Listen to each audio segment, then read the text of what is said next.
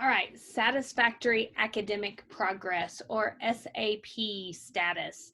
So I've had a couple of questions on this and I just discovered this and wanted to share it with you. So I'm sharing this little document that you can see right here. It says on the left-hand side, okay, warning, suspension, and eval. So the reason this is important is because you are either in college already or getting ready to go to college. And this is actually even important for those that are in high school doing college classes. But here's what this means.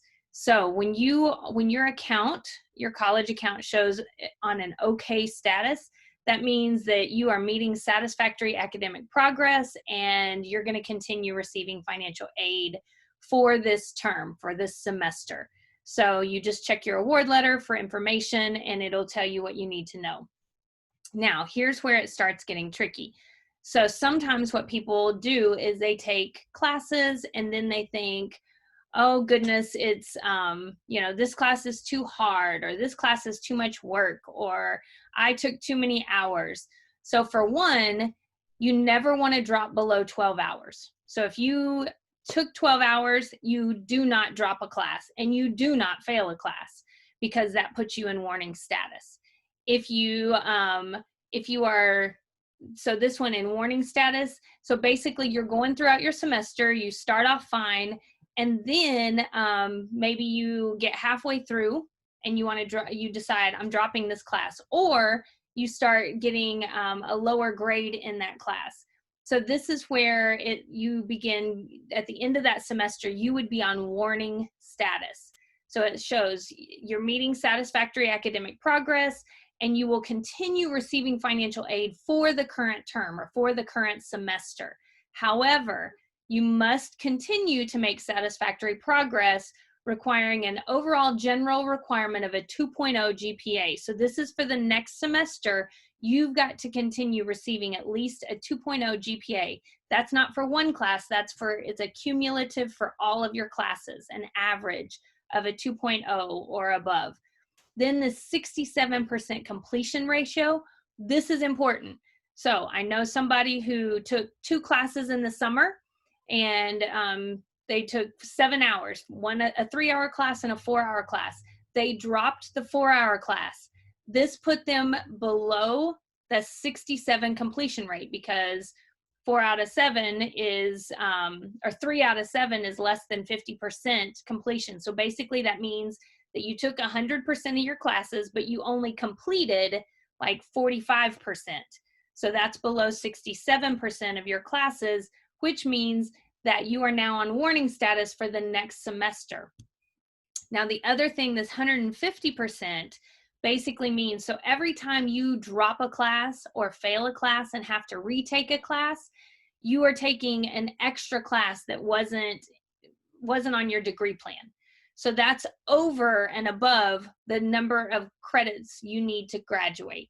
So if you go above a certain number of those, so this particular thing is from community college. So you have to have 60 hours to graduate from community college. If you have 150%, which would be 90 hours, so if you go over 90 hours, then financial aid will no longer pay for those classes. So hopefully that makes sense. But basically, you have to have 60 in community college. If you get an additional 30, which is about 10 classes, then once you go past that, financial aid not only doesn't pay for it, financial aid says you have to pay out of state tuition, which is a lot more expensive. So you just don't want to do any of that stuff. So let's say what happens. You're starting off the semester, you're doing okay, but then you drop a class, you fail a class, you slip below 2.0, you're not doing so well. So the next semester, you get a chance. It's called, you're on academic probation, you're on a warning system, and you have a chance to recover that. That next semester, if you continue not meeting satisfactory academic progress, which is where it says suspension, then if you continue that for your next semester, you will not receive financial aid for that term or for any other term until you, so then basically what that means is once you're on suspension, you have to pay the full tuition to the college. So you get no financial aid. You don't get the Texas grant, which is $2,500 a semester. You don't get the Pell Grant.